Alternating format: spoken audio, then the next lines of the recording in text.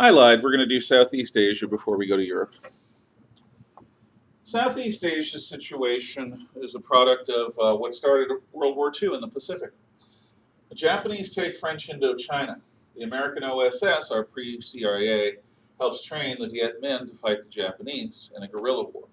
When the Japanese defeat happens, the Viet Minh expect us to back them in ruling Vietnam.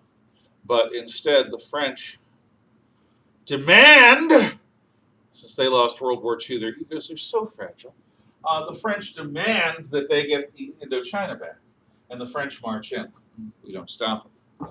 So now the Viet Minh are going after the French. And I told you about Dien Bien Phu and the French request for American atom bombs to save the French army up here in northwestern Indochina. But we say no, France leaves, and now French Indochina is divided into Laos, Cambodia, North Vietnam, and South Vietnam. I've told you about the Vietnam side of things. Now we're going to talk about Cambodia. Cambodia is here. Cambodia is the heart of the old Khmer culture from the Middle Ages. It's where Angkor Wat is. Well, Cambodia is under the rule of Prince Sihanouk. Prince Sihanouk is not only royalty, he's a politician, and he's trying to remain neutral. However, the North Vietnamese army uses eastern Cambodia as part of the Ho Chi Minh Trail, and the North Vietnamese control eastern Cambodia, not the Cambodian government. Because it's in Cambodia, though, American forces are loath to cross into Cambodia because that's violating a neutral country's territory, even though the North Vietnamese have their main supply line to Viet Cong in the south and to North Vietnamese units in the south via Cambodian territory. Finally, in 1970, President Nixon says, nuts to this, we're going into Cambodia, we're going to cut off the Ho Chi Minh Trail. So in 70, we move into Cambodia and take the territory of the Ho Chi Minh Trail, and we bomb, we've been bombing it already, but you can only do so much to a trail, an earthen trail through the woods. It's not like bombing a highway system or a power grid. So, Cambodia is destabilized by the American invasion, and American liberals will never forget that.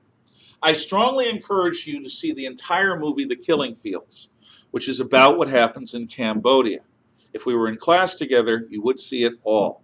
I will try to hot link to one of the video assignments and attachments so that you can watch this movie. It is worth seeing. In any event, liberals will never forget that it's President Nixon and the invasion of Cambodia that destabilizes Prince Sihanouk and puts a new government under a guy named Lom Nol into power. However, the fact that the North Vietnamese had been using eastern Cambodia for almost a decade as its main supply route kind of contributed too. American liberals would be well to remember that.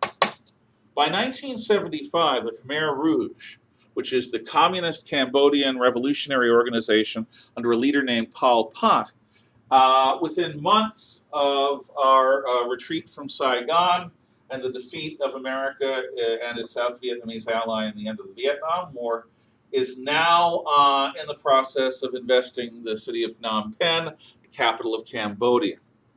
The red kerchiefed Khmer Rouge ride into Phnom Penh, and, well, people wonder what's going to happen. Well, what happens is Phnom Penh is depopulated. All the cities are. The people are forcibly relocated, all of them, to the countryside, to camps in the countryside. This is now year zero, and the party is going to rebuild a medieval peasant utopia with no Westernism at all. It's going to be pure Kampuchean communism. They renamed the country Kampuchea. And in Kampuchea, anyone with fillings in their teeth is a class enemy.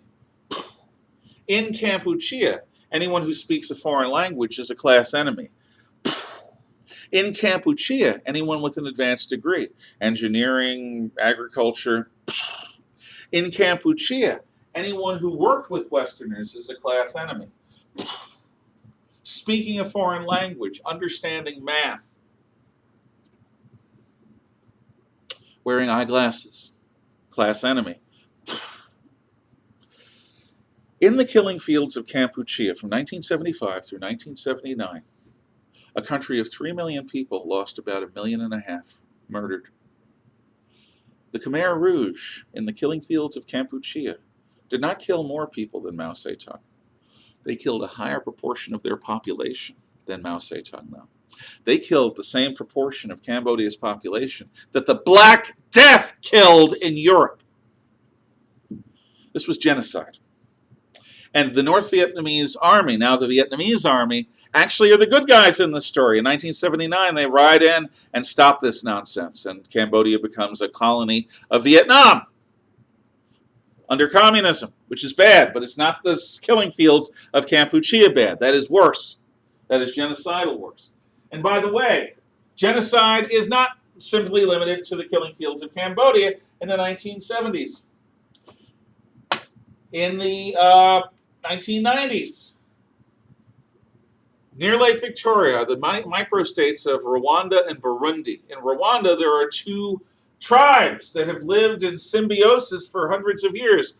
The Hutu and the Tutsi. The Tutsi were the upper class, the Hutu were the servants, but they lived in symbiosis, in balance. But that was destroyed by the Europeans when they were there. A Hutu power movement took over Rwanda, and over the course of a weekend, murders a majority of the Tutsi population, to the point where vehicles driving down roads hear this weird crackling sound under their tires, and it's the skulls and bones of the victims. Hotel Rwanda is a movie about this. It captures a bit of it. It was another genocide. In the former Yugoslavia, after the Cold War, Yugoslavia divides ethnically, but it's a Balkanized region where there's mixed ethnicity. We talked about the ethnic cleansing, which is a euphemism for genocide of Serbs and Croats and Slovenes and Muslims by Serbs, Croats, Slovenes, and Muslims.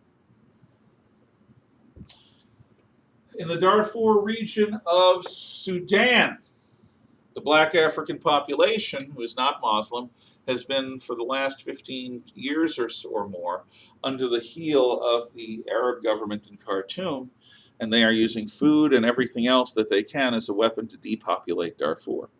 It is an ongoing genocide. In Tibet, the Tibetan people have been made a minority in their own country. And reincarnation is against the law unless you have the approval of the Communist Party.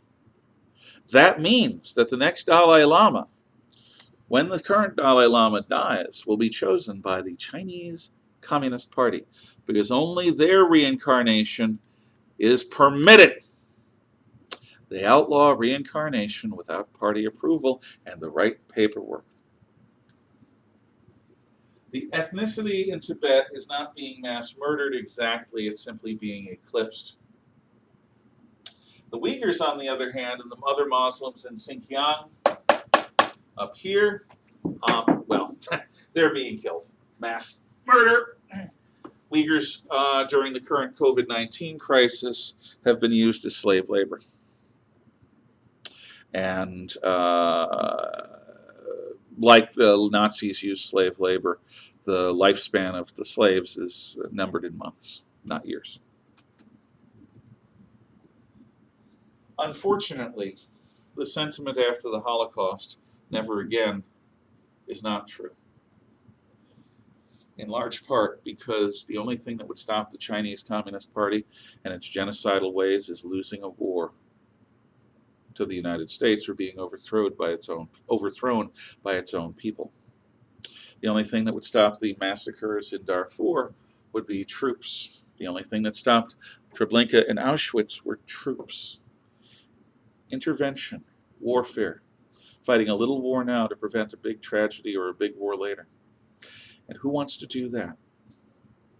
That is the conundrum, the problem. It takes troops from the outside or a revolution from the inside to stop genocides as they happen. And it's one thing for someone like me to say it's worth it, let's do it, because I'm old and I'm not going to be called.